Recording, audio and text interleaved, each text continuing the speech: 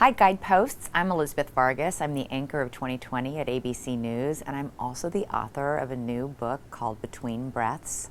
It's a memoir on addiction and anxiety. I turned to alcohol as a relief from the really crippling anxiety that I had found myself struggling with ever since I can remember as a child and all through my adult life as well.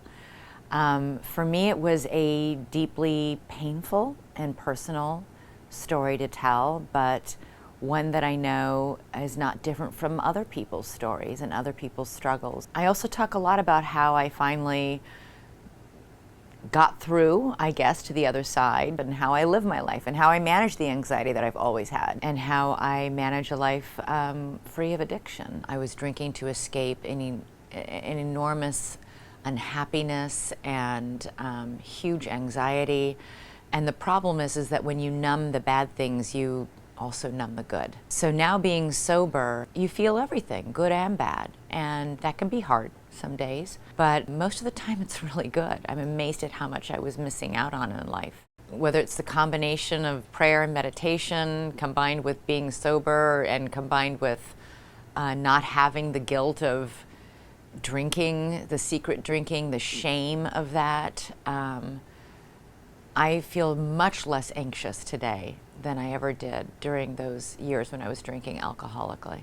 There's the serenity prayer. God, grant me the serenity to accept the things I cannot change, the courage to change the things I can, and the wisdom to know the difference. And sometimes a big part of that prayer is just that last part, the wisdom to know the difference. I think the key to having a true relationship with God and a key for prayer really working for someone in his or her life is that it be a part of your daily life. Like, you don't just pray to God when things are really awful and you need help right now.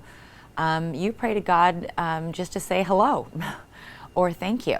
Thanks for this great day. I hope people who are struggling with anxiety or alcohol addiction will feel less alone by reading my story. I know I felt terribly alone. It's scary, to think that you may be addicted to something.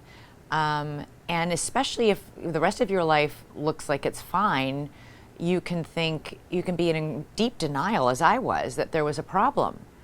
So just reach out, trust someone, and tell someone. There are millions of people who are addicted to some sort of substance, and millions of people who feel so anxious that they sometimes think they can't get through the day. And you're not alone. And reaching out to someone appropriate, someone who might also suffer, can really be the first but huge step into not feeling alone and paralyzed and isolated and scared by the possibility that you might need some help. And what's so wrong with that?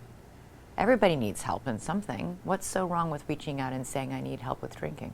I've spent my entire career telling other people's stories. It's been an honor. I love it. I'm innately curious about other people's lives. It's a little uncomfortable being on the other side of that. I have new respect for every time somebody has sat in a chair across from me and told me that they're nervous. If telling my story can help somebody else feel a little less alone or help somebody else treat the addict with a little more understanding and compassion, that's a good thing.